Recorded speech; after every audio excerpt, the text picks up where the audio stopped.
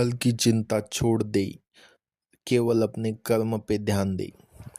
क्योंकि अगर हम फल की चिंता रखें तो फिर हम अपने कर्म पे ध्यान नहीं दे पाएंगे।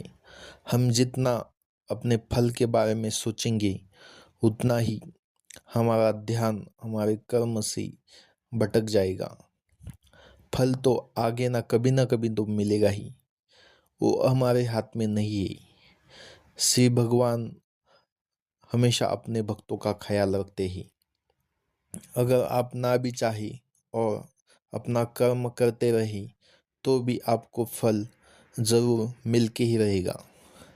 जो बच्चा बहुत ज़्यादा पढ़ता है, दिन रात पढ़ता है, उसको मार्क्स अच्छे ही मिलते हैं, क्योंकि उसका कर्म भगवान देखते हैं और उसको फल के रूप में उसके मार्क्स मिल जाते हैं।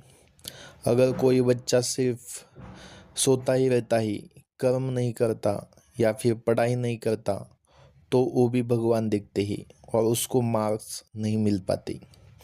अगर किसी बच्चे ने ट्यूशन लगाए या कुछ भी करे, कितनी भी महंगी ट्यूशन लगा दी जाए, फिर भी अगर वो कर्म नहीं करेगा और सिर्फ मन में बोलते रहेगा कि मुझे मार्क्स चाहिए, मुझे 90% चाहिए, मुझे 95% चाहिए, लेकिन वो पढ़ाई ही नहीं करेगा, तो फिर उसको मार्क्स नहीं भी मिल पाएंगे। क्योंकि फल अगर चाहिए तो कर्म करना ही पड़ेगा। और अगर आप सिर्फ फल का ही विचार सोचते रहेंगे तो भी आपको कुछ भी नहीं मिल पाएगा। क्योंकि कर्म ही विश्व का प्रथम सत्य है। अगर आप कर्म करेंगे तो सारी दुनिया आपके सामने झुक जाएगी।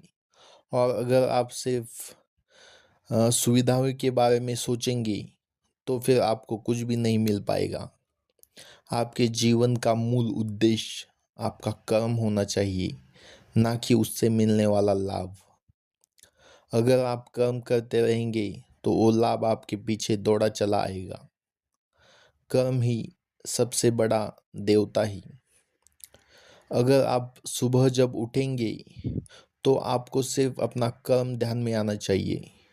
अगर आप रात को सोएंगे तो आपके सपने में सिर्फ आपका कर्म आना चाहिए। अगर आपके सपने में फल आता है या सोते समय भी आप सिर्फ फल का विचार करते रहते हैं, तो फिर आप अपने कर्म पे कभी भी फोकस नहीं कर पाएंगे।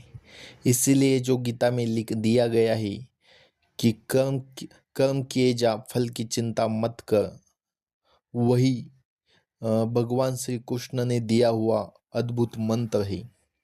इसीलिए कर्म ही सब कुछ है।